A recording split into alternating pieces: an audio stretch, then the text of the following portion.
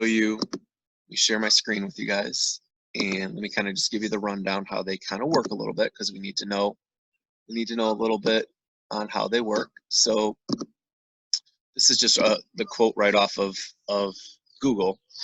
This is Disney stock, if you can see my screen. Okay, this number right here, 101.24, is how much that Disney stock is trading for right now. Well, the market's not open for another 10 minutes, but right now, or when the market closed yesterday, 101.24. That means to buy one share of Disney stock, you would need to invest $101.24. Okay. If you take a look at this is what Disney has traded at the last 5 days. And as I kind of roll my mouse over here, you might be able to see $95, $94. It's gone up the last couple of days, $98, 102, almost 100, and oh, you go, almost $105 a share. It goes up and it goes down. If I stretch out this timeline over the last month, you see the peaks and the valleys. It's a big roller coaster. It goes up and it goes down. It goes up a little bit and then it goes down. And it goes up a little bit and it goes down. Okay, that's what it's done over the last month. If I stretch it out over 6 months, it still does the same thing. The peaks and valleys are just a little bit more spread out, so they're not as easy to see. Here it goes up, then it goes down, then it goes up a little bit, then it goes down, then it goes up, then it goes down. And if you look at this, I'll stretch it out over 5 years. It's a roller coaster. That's all the stock market does. Throughout history, it goes up and it goes down. It goes up and it goes down. Let me show you how you make money in stocks. There's 2 ways you make money in stocks. Number one, you make money on the buy and the sell. Okay, so I got to be honest with you. Up until about a week or 2 ago, I have never, ever bought a stock in my life. Okay, it's not where I've put my money historically. About a week or so ago, I bought my first stock, only because the market is so low right now, only because I had some extra money laying around, and only because I'm not risking my family or risking my future financial success and health and everything like that. It was just some money that I had to play with, that I saw an opportunity to make a little bit of money, and I invested a small amount of our net worth into Disney stock. And so maybe about a week ago, I bought some Disney stock. Maybe it was right around here. I bought it around April 2nd. I bought it for about $94 a share. Okay. And I bought about $5,000 worth of Disney stock at $94 a share. Now, I'm going to hold on to that because I know pretty sure that one day, it may be 2 months from now, it may be 6 months from now, I know one day that Disney stock is going to go back up to where it was before all this coronavirus stuff was going on. So if we zoom out a little bit, let me go over the last 6 months. Okay, over the last 6 months, going back to like November and December, Disney was trading at $150 a share, basically. Okay, and if I zoom out even more, historically over like the past year, even going back a year or 5 years, Disney seems to be trading in like the $130, $140 range. Okay. Here's where it's at right now. See how far down it is over there on my screenshot? It's very, very far down. We're in the 80s and 90s for trading and stuff like that. So I bought very low. When Disney opens up its parks again one day, and they can start producing Marvel movies again, and ESPN, which they own ESPN, start broadcasting live sports again, I know that the little numbers aren't going to be way down here. They're going to be back in the 130, 140 range. Okay, so I bought down here. When it hits 130, 140, $150 a share, I'm going to sell all my shares of Disney stock.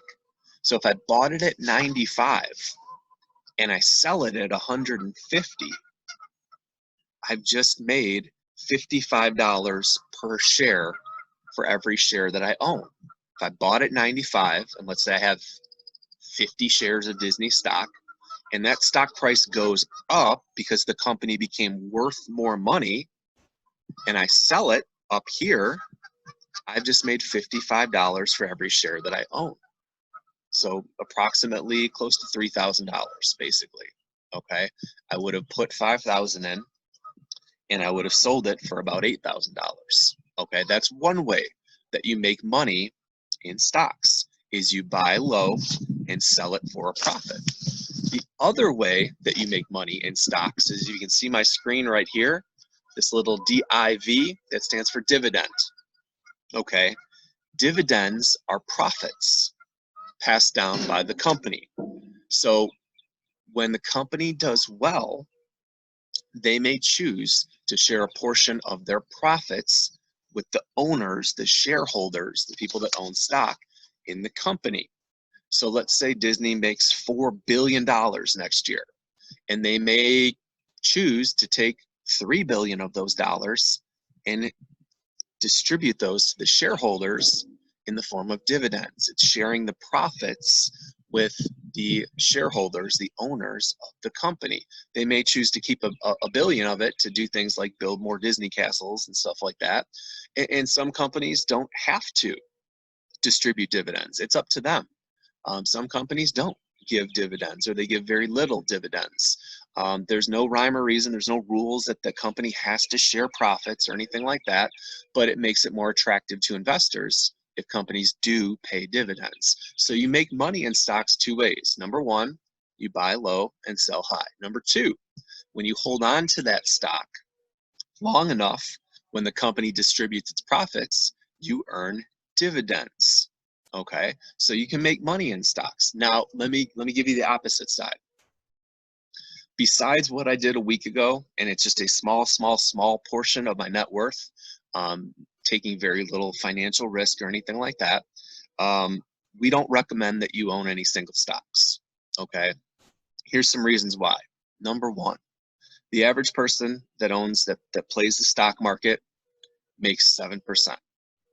Okay, that's just statistical facts. Is people that buy and sell stocks, they average 7%. Are there people out there that make way more than that? Absolutely. Are there people out there that make way less and lose money? Absolutely. It's very, very risky. Okay, I got to be honest with you. Listen to me. Listen, Dave. I know a lot about this. Okay, a lot. And up until a week ago, I've never, in 36 years on this planet, I've never bought stock in a company. Okay, and what I did a week ago was a tiny little bit. Okay, probably about 3% of my net worth. Okay, not a lot of money at all. It was just, hey, let's have a little fun with this. I think I can make a little bit of money here, but I'm not risking everything like that. About 97% of my money is in mutual funds, which we'll learn about tomorrow. So please listen to me. I know a lot of you guys want to get rich quick and want to make a lot of money, and I got to be honest with you. The numbers are not in your favor. 7% or less. It's just not. It's not smart. It's not KISS. It's not keep it simple, stupid. It's not listening to the very rich people that say, don't do that. That's why average people make 7%. Do something else. That's something else we're going to learn about tomorrow. It's called mutual funds. It's very diversified investing. So our recommendation, if you're going to say, screw it, Pearson, we're not going to, we have to have some stock. I got to do stock. The best recommendation I can give you is no more than 10% of your money should buy stock in companies. That means if you have $1,000 to invest, do not put more than $100 into the stock of a company. The other $900 should go into mutual funds. And once again, let me stress to you this. I know a lot about this. This is what I do, okay? Please, please, please believe me. Do not buy stocks, okay? It's kind of why I hate that the econ. Those of you guys that had econ, they put you in that stock market game, and they get you throwing around fake money, and you get to see, you know, all the little things. If I invest all this fake money, it's not real. It's not your money. You don't want to take chances like that. Calculated risk. Okay. So that's kind of the rundown how stocks works. Let's talk about bonds. Okay. And if you have stock questions or anything like that, dude, please email me. If you have questions on any of this, shoot me an email. I'm a junkie when it comes to this stuff. I want your questions. Okay. If there's something I didn't explain clear enough in a quick video, or so, I want to know those things. So please, please, please, you know, send me questions, email me questions. Let's talk about bonds. Okay. Bonds are another type of investment. Bonds work like this. Companies need money, but they don't want to give up ownership like stocks. So companies don't want to give you part ownership of their company. So they might choose to issue bonds. Now, bonds work like this, okay? Bonds are, you give a company money. Let's say the company's name was Pearson Corp. And let's say they issue corporate bonds in denominations of $10,000. And let's say you as an investor buy this bond, and you give the company $10,000, and they give you a little piece of paper, okay? All a bond is an IOU, okay? It's an instrument of debt. It's an IOU. So you give Pearson Corp $10,000. They give you a bond, okay? Piece of paper that says they owe you $10,000. Now they get to keep your money over a certain period of time, say a 5-year bond, okay? And all the while they are holding your money, there's an interest rate tied to this bond that they are paying you, okay? So let's just say I have 8% on this piece of paper. So you give Pearson Corp $10,000. They get to keep your $10,000 for 5 years. All the while they're holding your money, they're paying you 8% interest on this $10,000, okay? After 5 years, this bond has reached what's called maturity. It's fully mature. You could then turn in your bond and get your $10,000 back. But all those 5 years, you were collecting 8% interest on your $10,000. Okay, so when this bond is mature, you can cash it in and get your $10,000 back. The company is not giving up ownership in their company because maybe they didn't want to, but what they've did is you basically given a loan to a company. We'll give you $10,000, you give me interest, and then at the end of 5 years, here you go. I give you your piece of paper back, you give me my $10,000 back. That's how a bond works. Now, there's some different types of bonds. I'll show you. Let me show you this right here. This is probably some of the bonds that you guys might have.